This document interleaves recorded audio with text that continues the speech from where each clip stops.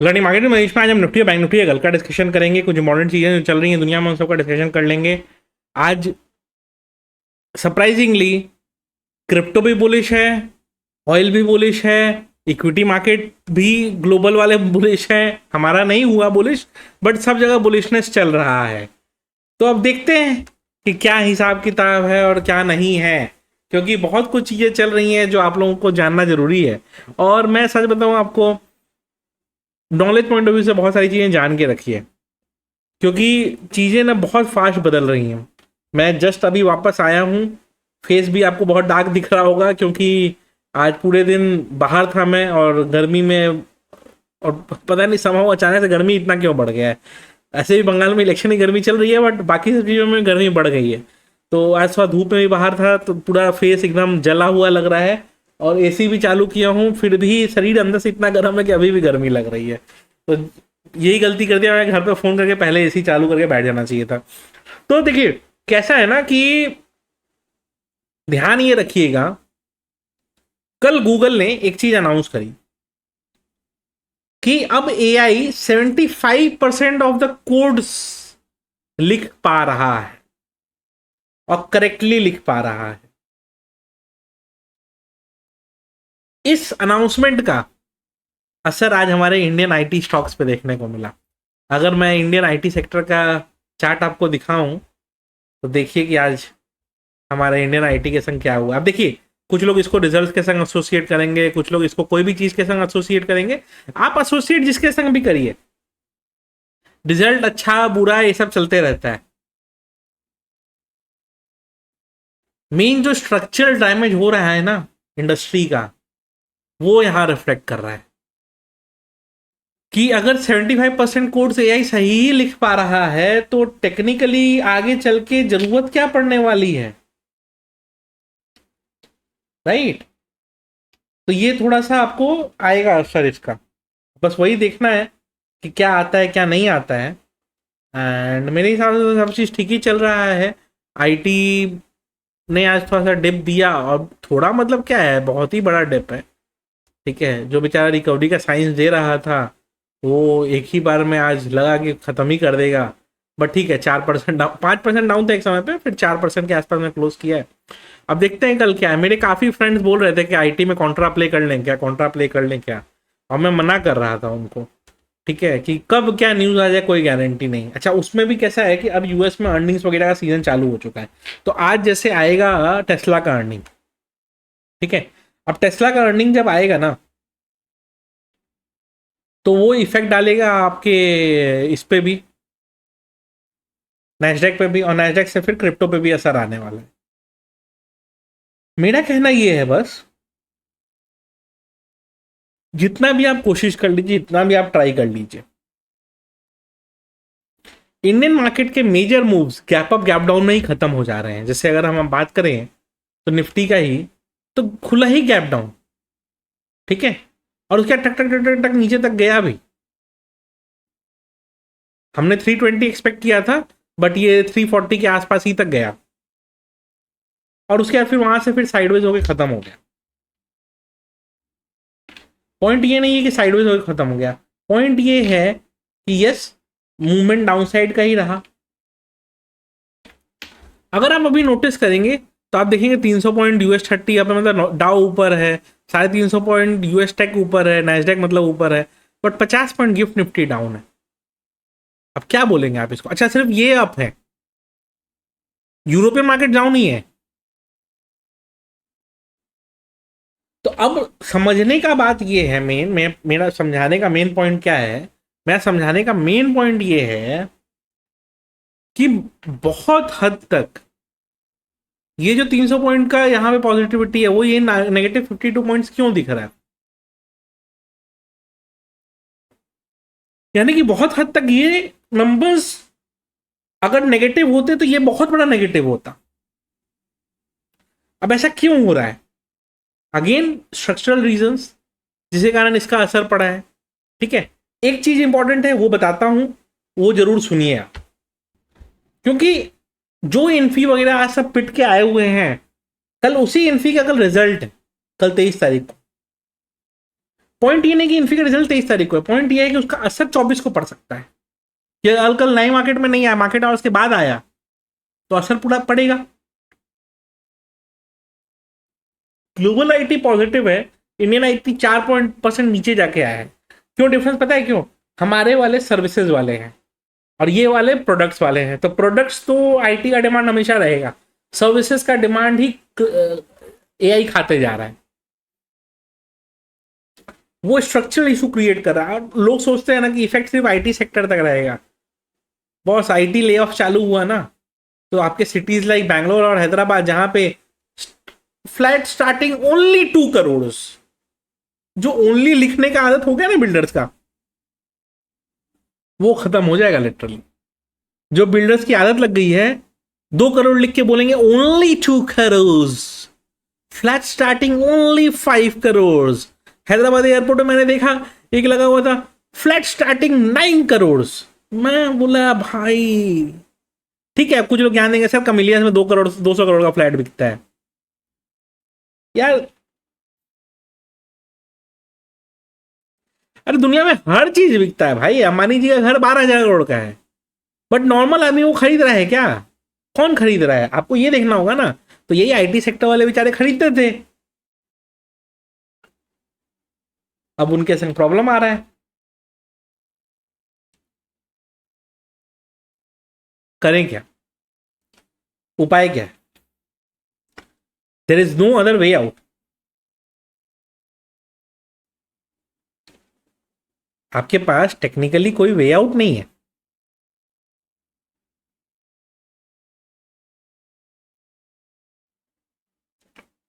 पर ठीक है, कल आता है इन्फी का रिजल्ट, देखते हैं। एंड उससे बड़ा इशू ये है कि हमारे इंजीनियरिंग कॉलेज से जब बच्चे पास आउट होंगे इतने सारे, वो कहाँ जाएंगे? अब देखिए, इंडिया की मेजर पॉपुलेशन बेचारी पढ़ी लिखी नहीं है, ठीक है, और जो काऊ बेल्ट है या जिसको अनभक्तों का एरिया बोलते हैं या जिसको हिंदी हार्टलैंड बोलते हैं, वहां पे जो पढ़े लिखे समझदार लोग हैं ना वो वहां नहीं रहते हैं। तो वो बाहर कहीं जॉब करते हैं, दूसरे कंट्री में, दूसरे सिटी में, दूसरे जगहों पे जॉब करते हैं। प्रॉब्लम ये आएगा कि अगर उनको जॉब की दिक्कत हुई तो ये जो इंडिया की बहुत बड़ा portion of economy dependent on internal remittances है कि बेटा जॉब कर रहा है बैंगलोर में, बाप को बिहार में पैसे भेज रहा है, भले 10,000 ही भेजे, वो जो इकोनॉमी है ना वो दिक्कत में आ सकती है। और यही कोई फोर्सी अभी नहीं कर रहा है। और एक चीज बता दूं कि अगर इंडिया कंस्ट्रक्शन सेक्टर अगर हिट हुआ तो everything is related to construction sector in India. घर बनाते समय लैंड से लेके हर चीज का दाम तक सब पे कौन करेगा? सबका बिल्डर का टैक्स वगैरह जाएगा, वो बिल्डर आपसे वसूल करेगा, प्लस आप उस पर स्टैम्प ड्यूटी वगैरह दोगे, वो अलग। और उस स्टैम्प ड्यूटी वगैरह देने के बाद भी सुप्रीम कोर्ट ये कहेगा कि आपके नाम पे रजिस्ट्री हो गई है, स्टैम्प ड्यूटी आपने पे कर दिया, doesn't mean you are the owner. तो आप म्यूटेशन करवाइए वहां पे, लोकल या तो पंचायत होगा या सिविक बॉडी होगी, सिविक बॉडी से करवाइए, वो 1% अपना अलग से मांगेंगे, टीडीएस 1% अलग जाना है, अपना उतना इनकम आपको इनकम टैक्स में दिखाना उस पर। लेकिन सारा टैक्स देने के बाद भी टेक्निकली आप लीगल ओनर नहीं रहते हैं as per the ruling of Supreme Court. फिर भी वो सेक्टर जो कि सबसे ज्यादा लेबर को ड्राइव कर रहा है, सबसे ज्यादा इंटीरियर्स को ड्राइव कर रहा है, इनफैक्ट आप जितना चीज सोच सकते हैं कंज्यूमर रिलेटेड हर चीज कंस्ट्रक्शन सेक्टर पे ही डिपेंडेंट है। एंड वो जब तक होगा तब तक यही कहानी है। देखिए क्या होता है, बहुत सारी चीजें हैं। काफी लोगों को लगे सर क्यों बकवास करते हो, काम की बात किया करो।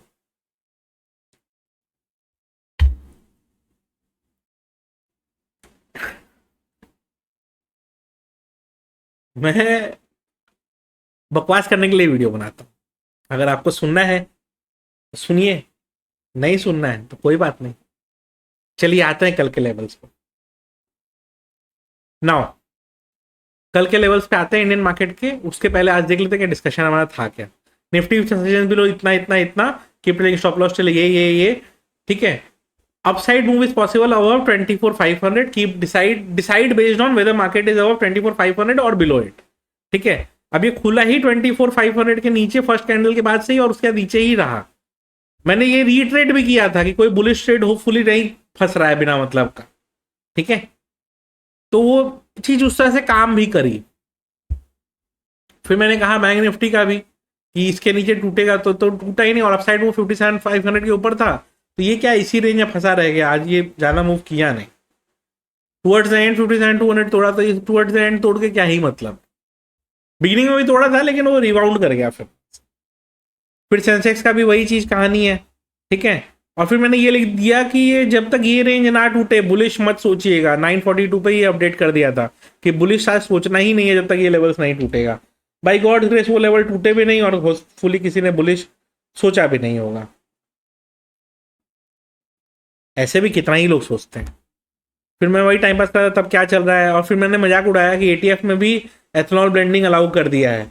तो जिन लोग कार चलाते हैं उनको पता होगा कि जब एथनॉल का आया था तो इंजन पिकअप नहीं ले रहा था, तो पता चला किसी दिन एथनॉल के चक्कर में फ्लाइट भी पिकअप नहीं लिया तो क्या हाल होगा। कि जिसको याद होगा अहमदाबाद का जो प्लेन क्रैश हुआ था वो यही था ना कि प्लेन पिकअप ही नहीं ले पाया था, ठीक है। और पायलट लास्ट मोमेंट तक कोशिश करते रह गया, लेकिन इवेंचुअली जो वो ऑर्डर आया उसमें पायलट पे ही ब्लेम डालने की कोशिश कर दी गई थी। तो फिर सुप्रीम कोर्ट में उसकी फैमिली चली गई, और सुप्रीम कोर्ट में सुप्रीम कोर्ट ने जो इन्वेस्टिगेटिंग एजेंसी थी उसको बहुत सुनाया कि भाई क्लियर समझ में आ रहा है कि पायलट लास्ट मोमेंट तक ट्राई कर रहा था, कोई अपना जान देने नहीं जाता है वहां पे। और वो बेचारे का एक बूढ़ा बाप 80 साल का, उसको ध्यान रखना था, अकेला आदमी था, वो जानबूझ के फ्लाइट गिराएगा। तो ये तो हाल है हमारे देश का कि बोइंग ने पैसा खिला दिया होगा, तो बोइंग को बचाने के लिए ये चीज हो गई कि नहीं नहीं वो पायलट की ही गलती थी। बताइए, ऐसा बेशर्मी का हद है, ठीक है। मैंने लिखा भी फिर कि होप आज बुलिश के चक्कर में कोई नहीं फंसा होगा, बट ठीक है कुछ लोग फंसे ही होंगे। हाँ, लेकिन ये है कि आज बाकी उसके बाद बहुत कुछ था टेस्ला का, जैसे आज अर्निंग से मैंने बताया ही। अब टेस्ला का अर्निंग वगैरह प्ले करना है तो कॉइनडिसेक्स में अकाउंट ओपन कर सकते हैं। डेल्टा में भी टेस्ला का आपको वो एक टोकन मिल जाएगा, उसको ट्रेड कर सकते हैं। एंड अगर किसी को क्रूड वगैरह ट्रेड करना है, कमोडिटीज में गोल्ड सिल्वर ट्रेड करना है, मैं आपको बताता हूँ कॉइन स्विच पे आपको पहला तो कि 50% ऑफ मिल रहा है फॉर नेक्स्ट 1 मंथ, आप ट्राई कर सकते हैं ना। अगर हम देखें तो क्रूड भी बहुत तेजी से भाग रहा है, और मैंने ये कल भी अपडेट करा था कि ये 89 के ऊपर रहता है तो ये ऊपर शूट करते ही रहेगा। अभी भी अच्छा खासा ही मूव चल रहा है। अब जब तक ये 92 के नीचे नहीं आए ना तब तक नेगेटिव कुछ मत सोचिएगा। 92 के नीचे जब तक नहीं आए नेगेटिव कुछ मत सोचिएगा। और गोल्ड का अगर हम देखें, ठीक है, तो गोल्ड भी क्या है कि स्टेबल चल रहा है, मतलब ना गिर रहा है बहुत ज्यादा ना बढ़ रहा है बहुत ज्यादा, ठीक है। 4750 का मार्क करके इसके ऊपर निकलता है या इसके नीचे निकलता है, ध्यान रखिएगा ना। अब बहुत लोग क्या करते थे फॉरेन प्लेटफॉर्म पे और गलत गलत जगह जाके ट्रेड करते थे, क्रिप्टोज गोल्ड एंड ऑल। यहाँ पे मिल रहा है ना ट्रेड करने को इंडिया में, करो ना लीगली, क्या दिक्कत है। तो लीगली ट्रेड अगर करना हो तो आपके पास अच्छा ऑप्शन है, आप चाहे तो देख सकते हैं, अप टू यू। हो गया। और क्रिप्टो का एक बार लेवल बताता हूँ। देखिए मेरे हिसाब से जब तक 78 के नीचे अब नहीं जाता है बिटकॉइन बुलिश ट्रेंड में है। कॉशियस रहना है, प्रॉफिट्स बुक करते चलना है, कॉम्प्लिसेंस में नहीं बैठ जाना है कि नहीं हो गया भाई अब तो कुछ होना नहीं है, बुलिश ही रहेगा, नहीं। टारगेट आ रहे हैं, प्रॉफिट बुक करते चलिए, जरूरत पड़ेगी री एंट्री कर लीजिएगा, क्योंकि रिट्रेसमेंट्स आएंगे और ब्रूटल रिट्रेसमेंट्स भी आ सकते हैं। तो 78,000 का लेवल ध्यान रखिएगा। और कब ट्रम्प चाचा का दिमाग खराब हो जाए किसी को पता नहीं, राइट। एथीरियम कंपैरेटिवली बिटकॉइन जितना मूव नहीं किया है, बट 2360 के ऊपर जब तक है बुलिश बायस ही इंटैक्ट है इसमें भी, ठीक है। सोलाना का भी वही कहानी है, सोलाना अभी अच्छा खासा मूव में 87 के ऊपर जब तक है बुलिश है, अभी 88 पे चल रहा है, बट बुलिश बायस ही है इसमें भी 87 के ऊपर रहने पे, और नीचे आया तो फिर देखा जाएगा, ठीक है। अब पैक्स जी का भी सेम चीज है, वही 4750 मार्क कर लीजिए इसमें भी, ठीक है। और डाउन साइड है 4700, दोनों में से जो रेंज टूटेगा ना एक अच्छा अपॉर्चुनिटी आपको दे सकता है। पैक्स जी भी गोल्ड का अल्टरनेटिव है जैसे XAUT है, दोनों में जो आपको सही लगे उसमें आप ट्रेड कर सकते हैं, आपके पास ऑप्शन रहेगा अच्छा खासा, आप प्लानिंग कर सकते हैं, प्ले कर सकते हैं। ये हो गया। और क्या है, और तो अपना कुछ है नहीं अभी एज सच। हाँ, इंडियन मार्केट का डिस्कशन एक बार कर लेते हैं, क्योंकि कल एक्सपायरी रहेगा। ठीक है,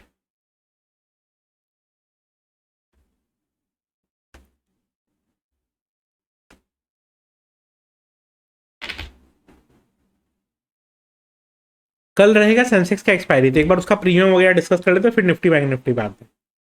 देखिए ये खुद से आपको क्या रेंज बना के दे रहा है, 78,400 नीचे में एंड 78,700 ऊपर में, यही रेंज मार्क करके रखिए। 78,400 के नीचे अगर टूटता है तो 78,000 तक का इजी मूव है, 78,000 पे थोड़ा तो 77,700 का नेक्स्ट मूव बनता है।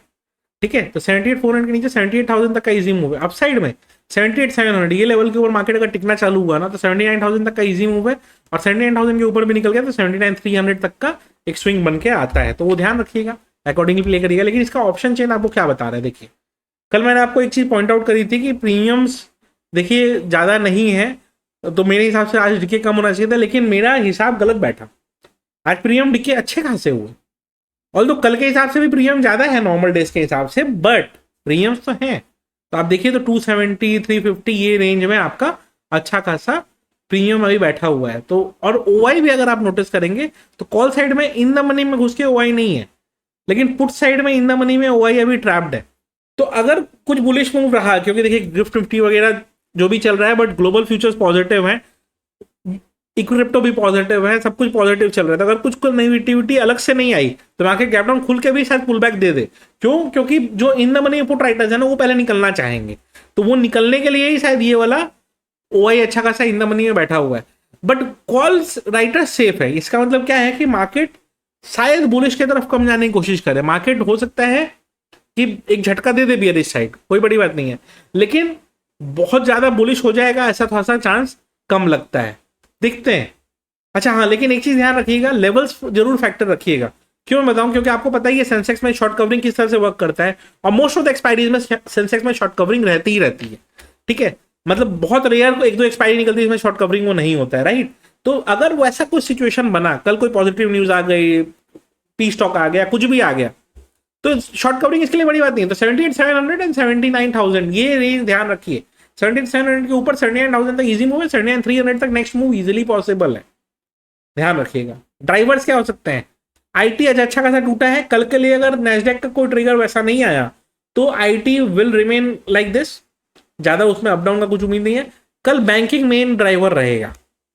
ठीक है, अब बैंक्स में क्या है कि टुवर्ड्स द एंड थोड़ा सा सेलिंग आया था, कोई बहुत ज्यादा उसमें हैवी सेलिंग नहीं था। ठीक है, तो लेवल्स क्या ध्यान रखना है, देखिए एवरेज क्लोजिंग आई है 124 की, अपने वहां करके 57,200 ऊपर में एंड 57,000 नीचे में। ठीक है, 57,000 के नीचे टूटने पे ही 56,700 वगैरह का प्लानिंग करिए, नहीं तो हो सकता है कि 57,000 पे सपोर्ट लेके फिर बाउंस भी कर जाए मार्केट, कोई बड़ी बात नहीं होगी। 57,200 के ऊपर मार्केट निकलता है तो 57,400 तक का फर्स्ट मूव है, उसके ऊपर ही ब्रेकआउट पॉसिबल है। 2 दिन से मार्केट वही हर्डल ले रहा है, अगर उसके ऊपर मार्केट निकालता है तो एक अच्छा खासा मूव आपको जाते हुए मार्केट दिखाई दे सकता है। निफ्टी फिफ्टी क्या ध्यान रखना है? निफ्टी फिफ्टी में ध्यान ये रखना है 27,400 का लेवल एंड 27,340 का लेवल, सॉरी 24,340 का लेवल एंड 24,400 का लेवल। 24,400 के ऊपर निकलता है मार्केट तो आपको 24,480 फर्स्ट लेवल एंड उसके बाद 24,540 सेकेंड लेवल आपको मार्केट मूव करता हुआ दिखाई दे सकता है। डाउन साइड में 24,340 ये लेवल कहीं मार्केट टूटता है तो 24,260 आपको फर्स्ट लेवल एंड उसके बाद 24,180 सेकेंड लेवल आपको मार्केट मूव करता हुआ दिखाई दे सकता है। दोनों लेवल के लिए मेंटली प्रिपेयर रहिएगा।